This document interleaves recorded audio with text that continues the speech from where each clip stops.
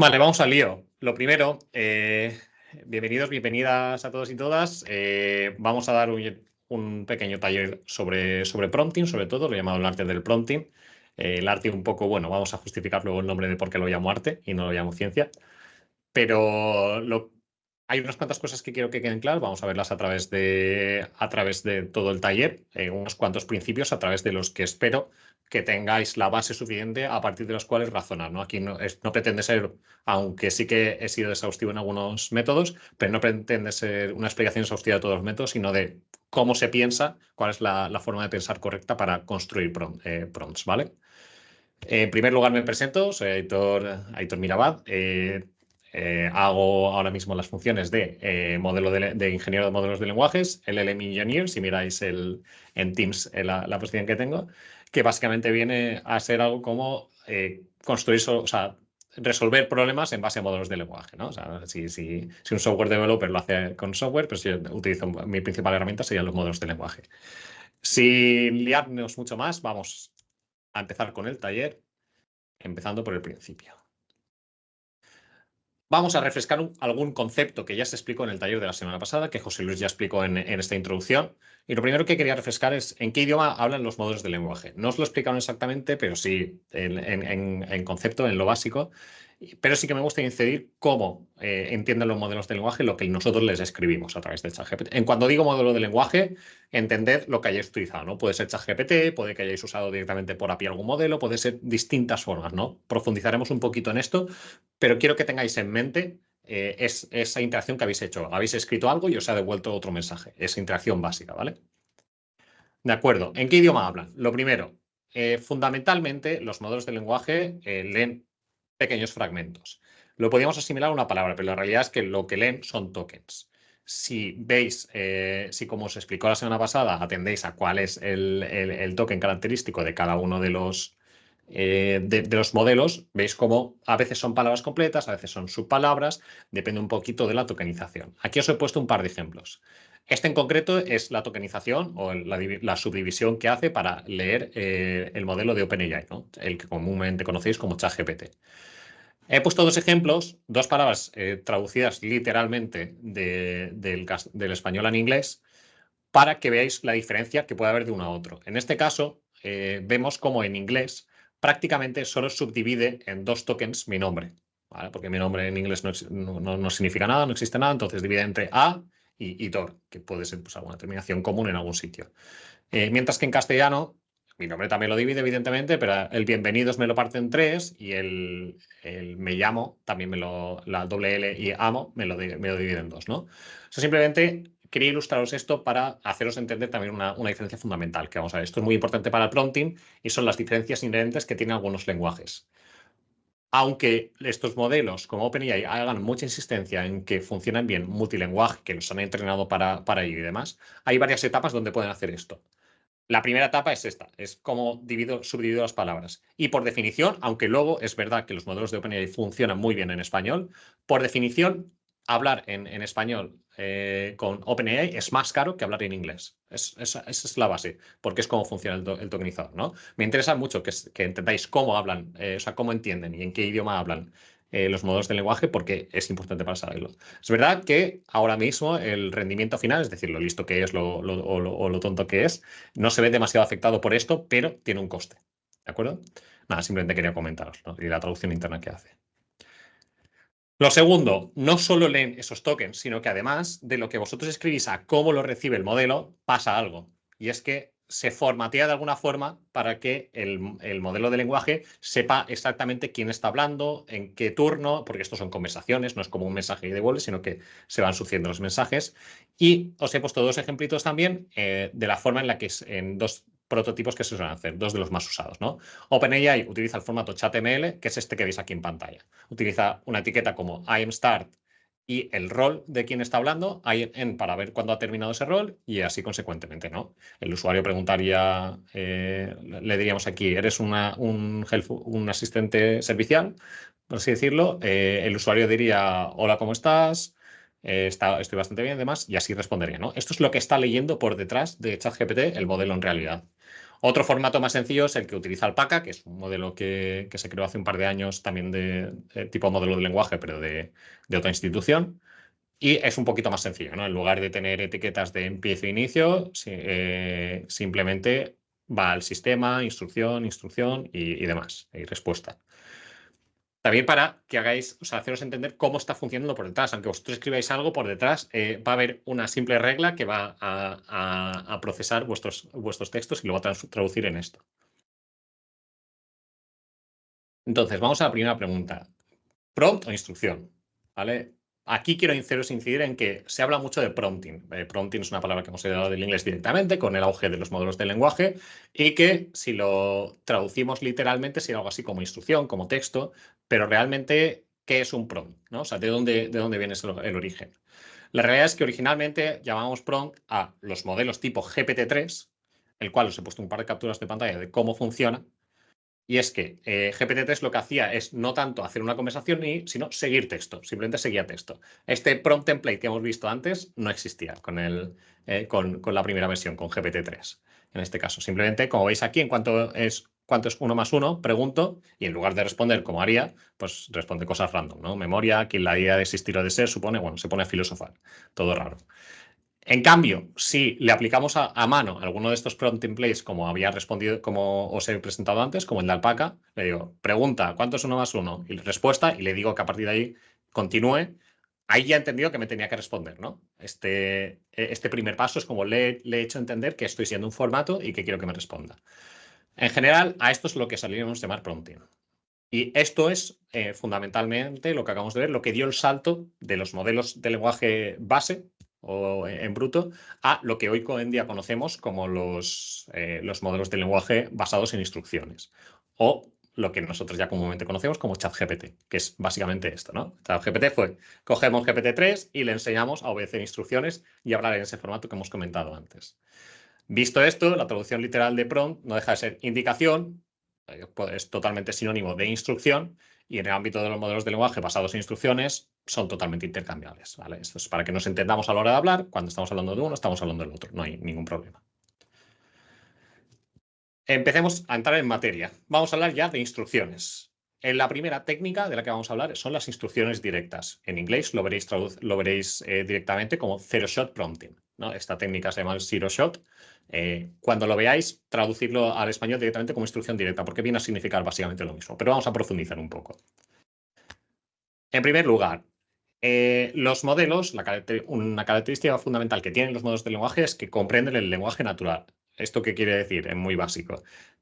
Háblale como si fuese un humano que te va a entender lo que quieres decir. No vamos a complicarnos la vida con definiciones técnicas. Esto es lo que quiere decir. Tú le preguntas algo, en este caso le paso el contexto de uno de los correos de Brown Willoff que recibimos sobre cómo pronuncian Diverger, y tú le hablas y simplemente él entiende lo que le estás diciendo. Y en base a lo que tú le estás diciendo, él intentará hacer lo mejor posible, responderte lo mejor posible.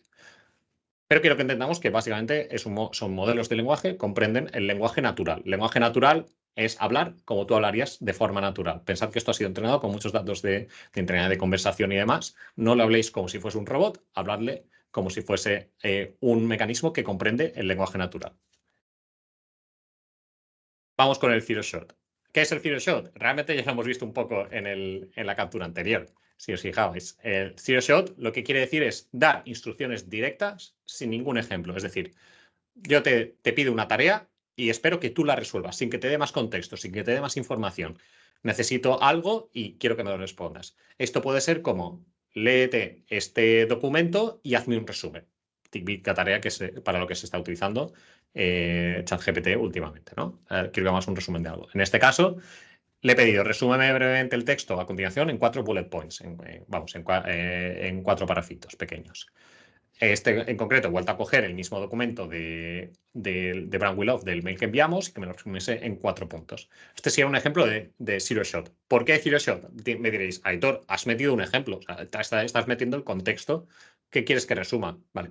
No es un ejemplo esto, es la tarea que quiero que haga sobre el texto que quiero que haga. O sea, no es un ejemplo porque no le estoy diciendo cómo hacerlo. Simplemente le estoy diciendo sobre qué texto, en este caso, quiero que aplique. ¿Vale? Entonces, para entender bien claro el concepto de zero shot, Asimilarlo literalmente sin ejemplos, es decir, no te estoy diciendo cómo lo hagas, solo te estoy diciendo que lo hagas. Podría ser que si el modelo de lenguaje este en concreto que usamos fuese un poco más tonto, no supiese lo que es resumir un texto y lo hiciese fatal. En este caso, ChatGPT sí que sabe hacerlo bien. Lo hemos probado la mayoría y ya vemos cómo funciona, ¿no? Pero podría ser que no supiese lo que funcionase. La magia del modelo de lenguaje, que entiende cómo habla un humano, es que si le pides que resuma algo, pues lo resume porque está hablando igual que lo harías tú. ¿Lo hace mejor o peor? Ya veremos, ¿no? Hay mejores modelos y peores. Vale, otro ejemplo de zero shot, otro ejemplo de cómo dar instrucciones directas, es extraer información interna. Los modelos de lenguaje han sido entrenados con muchísima información, como habéis visto. Aquí hay mucho mito de han sido entrenados. Esta misma semana salía el caso de que OpenAI había cogido muchísimos vídeos de YouTube, transcrito todo su texto para entrenar también sus modelos con esa información porque prácticamente Internet se le había acabado. Bueno, hay mucho mito alrededor de esto, pero es verdad. Hay una cosa que es verdad y es que han entrenado con muchísimos datos. Y su tarea es, básicamente, predecir la tarea a continuación. Esto lo vamos a ver un poco después, pero hay mucha información contenida dentro de ese modelo. Y si esa información contenida dentro de ese modelo, de alguna forma podemos extraerla. Esa tarea de extraer esa información, en realidad no es más que, mediante texto, que lo que estamos llamando prompting, conseguir que de alguna forma el modelo entienda lo que estoy pidiendo y extraiga dentro de sus datos esa información. Importante, el objetivo de estos modelos nunca ha sido entrenado para guardar esa información. Guardar esa información es una consecuencia de aprender a hablar nuestro idioma. Es una consecuencia directa. Si no aprende de esos hechos, esa forma de redactar y todo ese texto que le hemos pasado, no puede comprender cómo hablamos. Entonces, no hay ninguna garantía de que sepa datos en concretos, aunque haya pasado por ello. Esto es importante saberlo. Son distribuciones probabilísticas, no me voy a meter en materia, pero no hay ninguna garantía. Lo que pasa es que, como consecuencia, pues datos muy relevantes o muy repetidos sí que los sabrá. En este caso pongo un ejemplo muy famoso de quién es la madre de Tom Cruise. Pues la madre de Tom Cruise te dice que es Mary Lee Pfeiffer, no sé qué, no sé cuántos, ¿vale? Y está bien, es correcto. Vamos a ver un caso con el cual os digo, esto no memoriza información per se, o sea, es una base de repetición y no es su objetivo. Y hay veces que así se hace saber, ¿no? De esta información extraemos que tiene muy claro quién es Tom Cruise, quién es su madre y quién es el hijo de Mary Lee Pfeiffer, ¿verdad? Vamos a probar a darle la vuelta. Preguntamos quién es el hijo de Mary Lee Pfeiffer.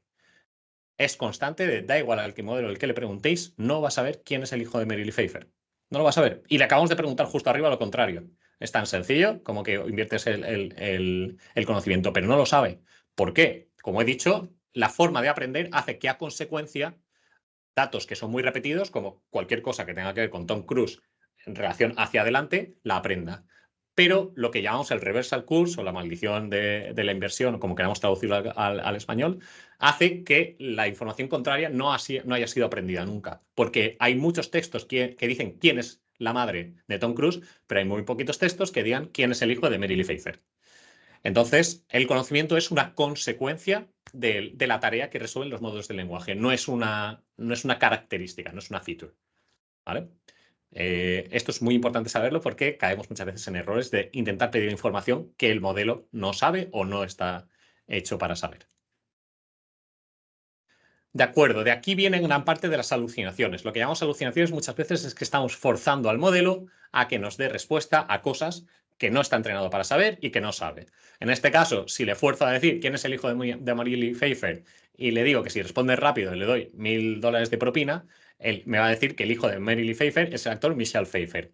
Honestamente, si a mí me ponen esa pregunta en un test de la televisión, unas cosas de estas de entrevista, yo me la juego y digo eso, ¿no? Total, igual gano $1000, igual no.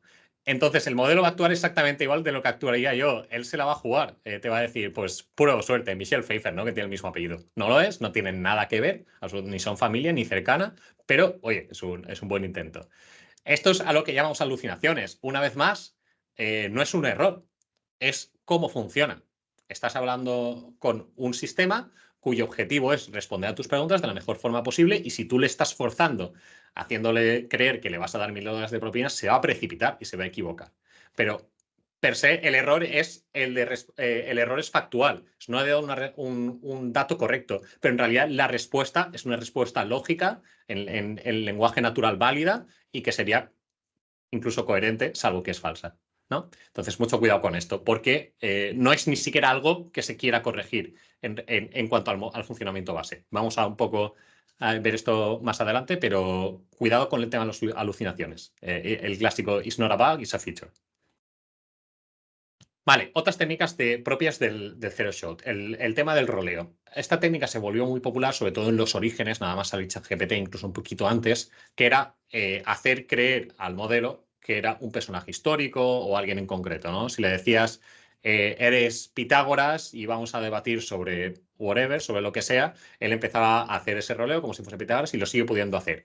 Después se popularizó el decirle, eres un médico experto en anatomía, tienes 10 años de carrera y responde a estas preguntas, y parecía que lo hacía mejor, ¿no? Porque era capaz, le estabas forzando a extraer esa información que hemos dicho, en este caso, de una forma un poco mejor, jugándotela a las alucinaciones, pero funcionaba.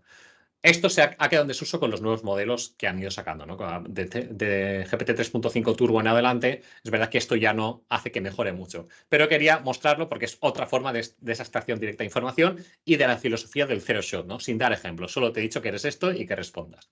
Aquí un ejemplo curioso que he querido sacar, porque aunque la respuesta es prácticamente la misma, era gracioso como cuando le hacía rolear como un software developer de web experimentado, siempre que le preguntaba qué lenguaje es mejor, si HTML o CSS, me decía que comparar con HTML y CSS no tiene ningún sentido, pero cuando se lo pedía roleando siempre me decía, es como comparar peras con manzanas y naranjas, y en el otro caso me decía siempre otra cosa, pero siempre que hacía una prueba haciendo el roleo me mencionaba lo de manzanas y naranjas. Esto es un hecho gracioso, no tengo ni idea de por qué. Ahí hemos encontrado un exploit de que por algún motivo en su dataset de entrenamiento los software developers, cada vez que responden a esta pregunta, responden con manzanas y naranjas.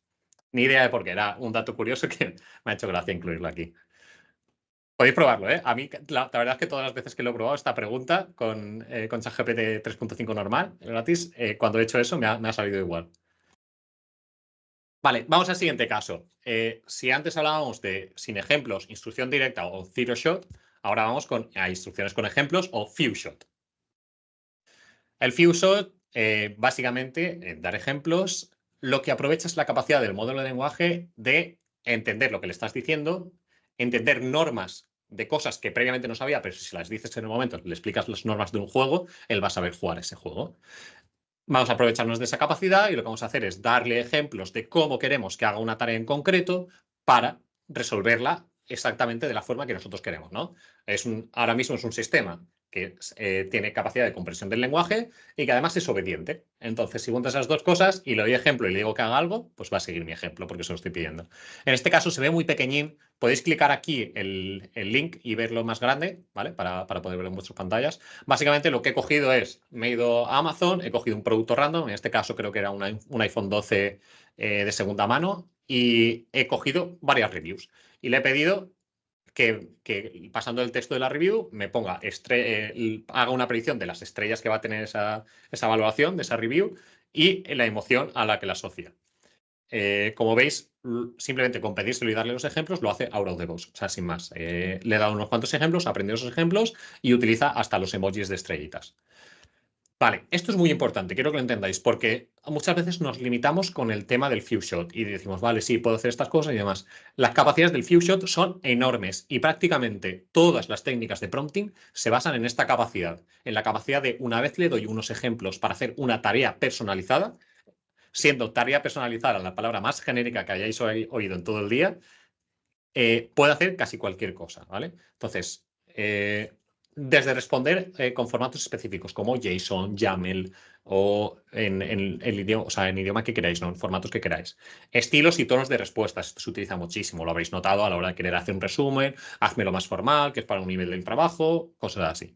Y luego, tareas personalizadas, lo más genérico que podéis ver. Análisis de sentimiento, clasificadores como este de las estrellas o cualquier cosa que queráis hacer. Esto es muy útil porque está aprovechando sus capacidades base que hemos comentado para aprender a hacer esto, ¿de acuerdo? Vamos a ver algún ejemplo más avanzado. Este es una demo que hicimos en el que nos pusimos una tarea, la cual era, pongamos que tenemos una legislación, una ley cualquiera, y esa legislación, va ahora la semana que viene el Congreso aprueba una modificación sobre esa legislación y afecta solo a unos artículos determinados. Lo típico que se suele hacer, te vas al BOE y alguien a mano o de una forma más o menos inteligente ha tachado los párrafos el articulado que se sustituye y ha puesto los nuevos, ¿no? Esa típica vista de como si fuese un div en Git, pues más o menos lo mismo, pero para leyes. ¿Por qué esto no podría hacer un modelo de lenguaje? Pues vamos a hacerlo. Y pensaréis, no, es que tengo que entrenar un modelo que sepa hacer esto. No, como hemos dicho antes, con Few-Shot Prompting, realmente dando unos ejemplos, podríamos hacer que cualquier modelo hiciera esto. Quiero que veáis este ejemplo avanzado, quiero que todos cliquéis. Yo también lo voy a clicar, ¿vale? Porque me gusta detenerme en este en concreto. Os voy a, de hecho, compartir la pantalla. Bueno, si es que va. A vosotros os carga porque a mí no. No sé si es mi internet. ¿A alguien le funciona? Sí, dicen que os Sí, sí, funciona. sí. Sí, yo he hecho clic y a mí me ha abierto. Pues. Ah, vale, ahora sí. Perdona, me iba un poco lento. Vale. Si lo tenéis en pantalla, mejor así me ahorro dejar de compartir. Como veis, lo que le estoy pidiendo es he cogido los 3 primeros artículos de la Constitución Española, le he pasado un par de ejemplos de instrucciones de modificación. Del artículo 1 se modifican los siguientes apartados, sustituye tales palabras por estas, y de otro artículo sustituye estas por estas. Y le he pedido que me ponga tags de HTML, de eliminar y de insertar, ¿vale? De los clásicos de HTML para poder verlo, ¿no? En una visualización. Le he pedido eso, luego le he pasado otra legislación, otro articulado y esos cambios, como podéis verlo ahí. Al final me devuelve en un cuadrito que veréis de CSS esas modificaciones. Si lo copiáis y lo pegáis en cualquier visor de HTML que podéis hacer local, y si no tenéis ninguno, haced clic en esta web app que os he puesto ahí. Si lo copiáis y lo pegáis, veréis cómo sale perfecto. Unos tachados y el otro y la inserción al lado. ¿De acuerdo? Entonces, esto es yo le he llamado aplicación de Few-Shot avanzada. Para algunos no será ni avanzada. La realidad es que quiero que entendáis cómo el Few-Shot es capaz de hacer muchísimas cosas y de personalizar muchísimas tareas sin necesidad ni de hacer entrenamientos complejos de modelos, sin hacer virguerías por detrás, nada. Yo esto lo he hecho directamente con ChatGPT, o sea, ni siquiera lo he hecho por API. He abierto ChatGPT, he escrito todo este tochaco y lo hemos resuelto. ¿De acuerdo? Por eso os digo, tareas personalizadas las que queráis. Aquí toca, en vuestro caso, ampliar un poco la imaginación y ver dónde lo podéis utilizar. Pero las posibilidades son muy grandes de utilizar el Few-Shot. Vamos a ver cómo, utilizando Few-Shot, realmente podemos hacer virguerías. O más bien, la gente está haciendo virguerías por ahí. Vamos a ver primero qué es la cadena de pensamientos. Lo que comúnmente en el ámbito académico de modelos de lenguaje y en Internet veréis mencionado como Chain of Thoughts o COT. Vale. Lo primero, la gran pregunta, ¿los modelos razonan? La respuesta que os deberíamos dar académicamente y que hayáis leído en muchos sitios y por muchos divulgadores es la afirmación de que los modelos de lenguaje no razonan, es correcta. Los modelos de lenguaje no razonan, son un modelo probabilístico que predice el siguiente token y te devuelve, la palabra más probable que iba después, ¿no? Su naturaleza es esa, sin más. Veis aquí cómo le he dado un ejemplo de cuál es la forma más rápida de llegar al trabajo. Opción 1, juegas con darle 1000 minutos, el 1000 lo pongo en número, luego un tren de media hora escrito media hora y finalmente un paseo de 10 minutos otra vez en texto, o sea, en número, perdón, para que se líe un poco. Y aunque acierta con la opción 2, el razonamiento al que llega no es correcto. ¿Por qué? Porque realmente ha acertado por condicionamiento puro, pero luego no, a la hora de hacer razonamiento, como es predicción de próxima palabra, pues ha ido encajando la palabra que más le compensaba. Pero veréis que el razonamiento no es el que toca. En cambio, vamos a hablar de Chain of Thoughts ahora. La afirmación de los modelos de lenguaje pueden razonar también puede ser correcta al mismo tiempo. ¿Por qué?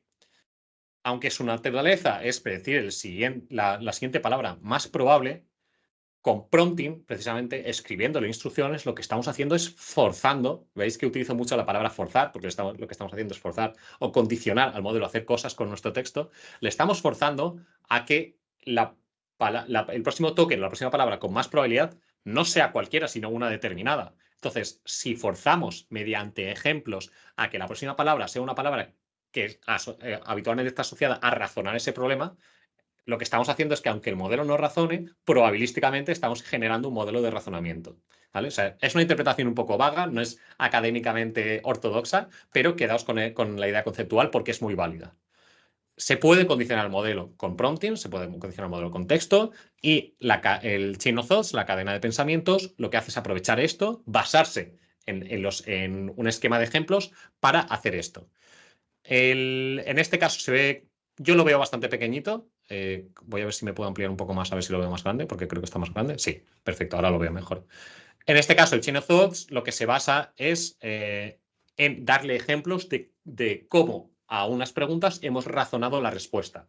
¿Para qué? Así le vamos a forzar a que cuando le hagamos otra pregunta haga exactamente razonamientos de ese estilo. Al forzarle a hacer razonamientos de ese estilo, lo que vamos a condicionar es que las probabilidades de los tokens que va a predecir son los que se utilizan habitualmente para razonar y son los más probables para el proceso que habitualmente llamamos razonar, ¿no? Converge esa tarea. Entonces, en este caso, el mismo problema de antes, lo que hemos hecho es describir un problema similar, cómo se resolvería. Y hemos dicho, la opción 1 tomará 10 más 40 más 10 segundos, más 10 minutos, igual a 60 minutos. Entonces, si le obligamos a descomponer esto, va a hacer lo mismo con nuestro problema. Autobús de 1000 minutos, tal, 1000 más 30 más 10, 1040. En el otro, 800 más 60 más 30, 890 minutos. Entonces, al obligarle a descomponer, el razonamiento ya está totalmente correcto. No solo ha acertado, sino que los pasos que le han llegado a concluir esa respuesta son los que queríamos, son el tipo de razonamiento que queríamos. Esto es la cadena de pensamientos. En realidad es un nombre muy fancy, muy pretencioso para lo simple que es dar un ejemplo de cómo se razona. ¿Vale? Lo hemos llamado cadena de pensamientos, pues porque realmente le estamos forzando a que encadene distintos pensamientos, ni más ni menos. Vamos a ver otra técnica, la autoconsistencia. Esta la vamos a ver un poquito de pasada porque es bastante básica, pero me interesa que la tengáis en mente también. La autoconsistencia es muy sencilla y es básicamente, ya que estamos trabajando con modelos probabilísticos como los modelos de lenguaje, vamos a inspirarnos en técnicas que se han utilizado desde hace mucho tiempo en el campo del machine learning para obtener mejores resultados. En este caso, lo que vamos a hacer es simplemente generar n veces el resultado, es decir, es como si entraseis a ChatGPT, usaseis 4 pestañas de ChatGPT a la vez y escribieseis en las 4 a la vez el mismo prompt. Escribís el mismo prompt, cogéis el resultado y el resultado que más coincida con el resto, es decir, si estamos haciendo una pregunta de una suma, como en el ejemplo de la descripción, que es el sacado del paper directamente, y el resultado en dos casos te dice 18 y en el otro 26, las dos veces que ha dicho 18 son la correcta, ¿no? Es por mayoría absoluta. Este mecanismo se suele llamar voting, se utiliza en infinidad de métodos de machine learning y los modelos del lenguaje no iban a ser menos. Simplemente aquí la gente ha aprovechado que hay cosas que funcionan, que es un modelo probabilístico y que al ser probabilístico la opción que más veces salga va a ser generalmente la correcta o al menos te aseguras de que sea la más probable y que no haya sido por casualidades de la vida que te dé una incorrecta, ¿no? De ahí self-consistency, autoconsistencia, el nombre es muy ilustrativo, ¿no? No me voy a parar mucho más en esto porque es relativamente básico. Vale, razona y actúa. Vamos a entrar en materia, ¿vale? Esto ya es algo un poquito más avanzado. Lo primero, tenemos que entender que lo que estamos haciendo con un modelo de lenguaje es tener conversaciones. Hemos pasado de los primeros modelos de lenguaje, que eran GPT-3, que simplemente te completaba el texto, a con los modelos basados en instrucciones. Importante esto de modelos basados en instrucciones, pues recordándolo cada poco. Lo que hacemos con estos modelos basados en instrucciones es conversar, es darle instrucciones, ellos nos responden, luego tengo otro turno para darte otra instrucción y me responden, ¿no? O sea, las instrucciones son una conversación, ya hemos dicho que hablando de modelos de lenguaje de instrucciones, prompt, instrucción, indicación, es sinónimo, así que este es el tema. Os habéis dado cuenta, evidentemente, innatamente, sin que nadie os lo haya dicho, que cuando interactuáis con ChatGPT y es una conversación natural, cuando se equivoca le vas corrigiendo y le estás pidiendo otras cosas, te va modificando el resultado y al final llegas a lo que tú quieres. Simplemente interactuando como si estuvieses hablando con una persona normal, a la que le pides algo, lo hace, pero no era exactamente eso lo que querías, me explico mejor y le vas diciendo, ¿no?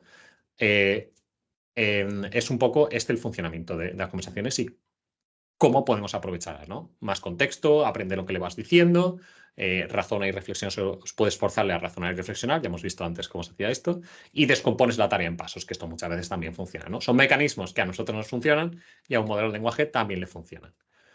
Pero bueno, aquí hay un ejemplo que podéis ojear por curiosidad, porque está bastante bien, que es lo utilicé para unos últimos artículos que publiqué. Me ayudó bastante a la hora de desarrollar esas cosas. Pero vamos a avanzar un poquito más. Vamos a ver qué es React, ¿vale? React, esta palabra, lo que significa son siglas de razona y actúa, reason and act, en este caso es una abreviación. En este caso, Reason and Act es una también metodología, una vez más basada en Feature Prompting. Ahora vamos a ver en detalle cómo hace esto. Pero para lo que sirve es crear una forma genérica, darle una forma genérica a un modelo de lenguaje como ChatGPT para razonar y en base a lo que tú le has pedido y al razonamiento que ha hecho, actuar. Es decir, utilizar alguna herramienta o utilizar ese razonamiento para responder a tu pregunta.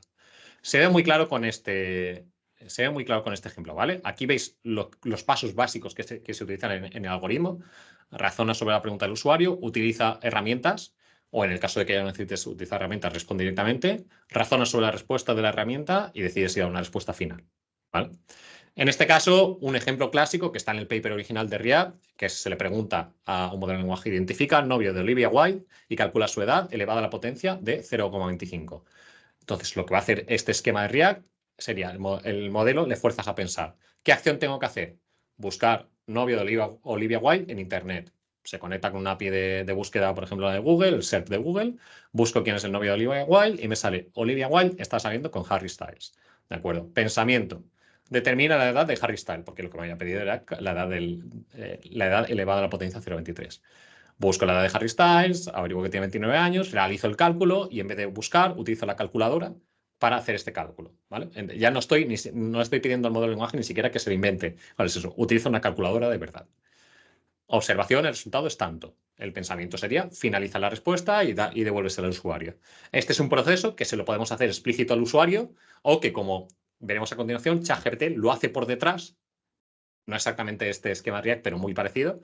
Lo hace por detrás y te lanza la respuesta, pero por detrás ha hecho todas estas cosas. En realidad ha deducido qué herramientas tiene que utilizar, ha reflexionado sobre ellas y ha ido paso a paso.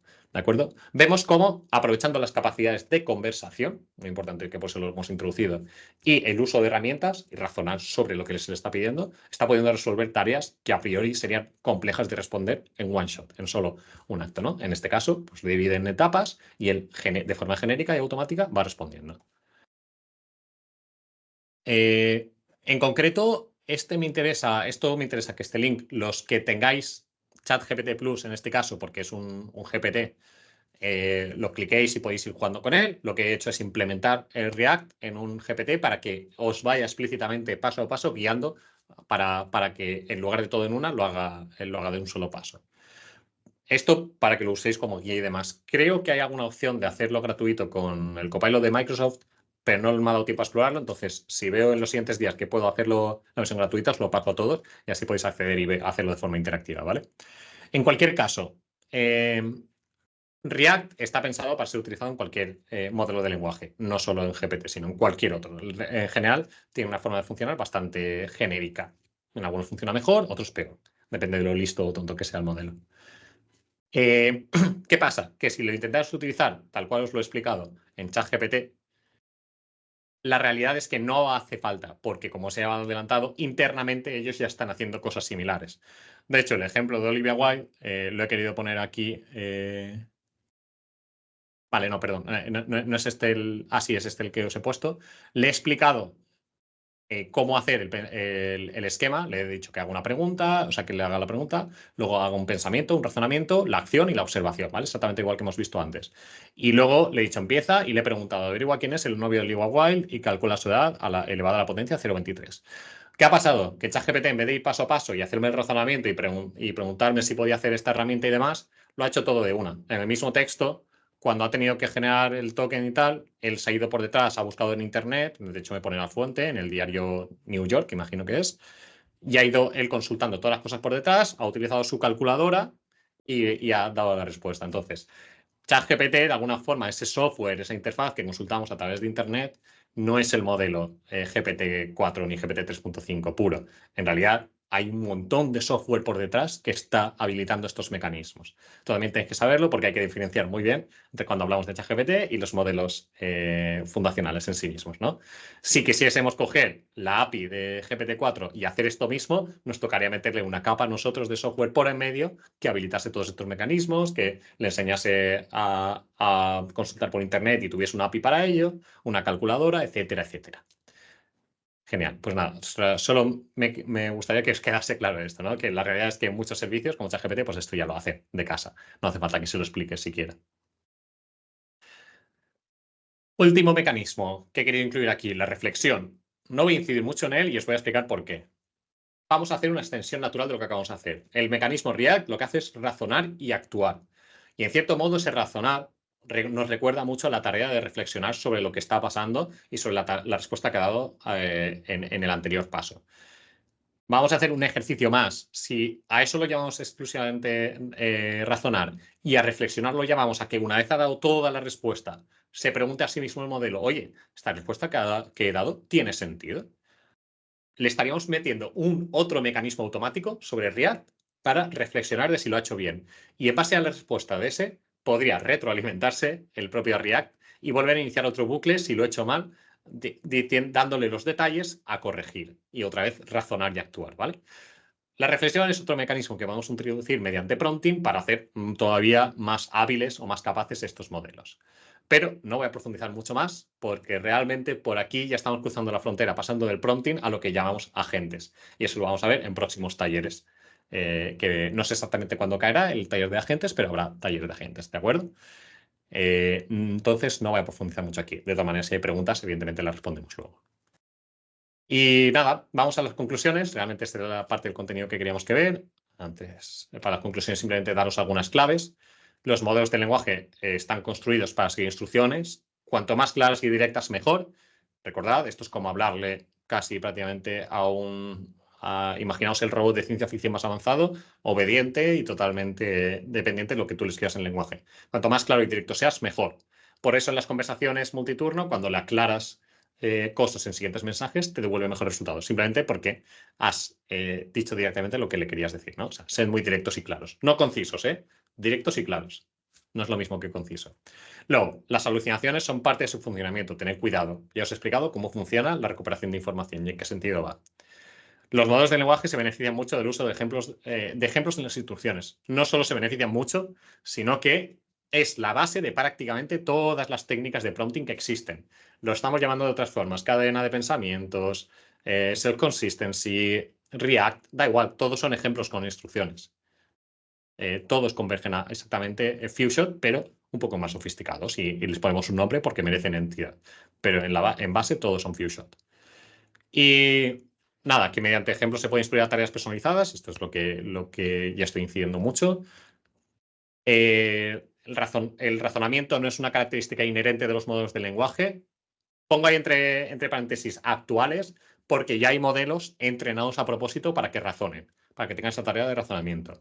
Pero por lo general, los que son los más potentes, los que utilizamos, GPT, Anthropic y todos estos, tienen mecanismos débiles de razonamiento por defecto y se les añaden cosas, ¿vale? Por así decirlo. No quiero entrar mucho en detalle, pero entender que la idea es razonar mediante ejemplos, es decir, forzarle a que esa naturaleza probabilística haga que razonemos.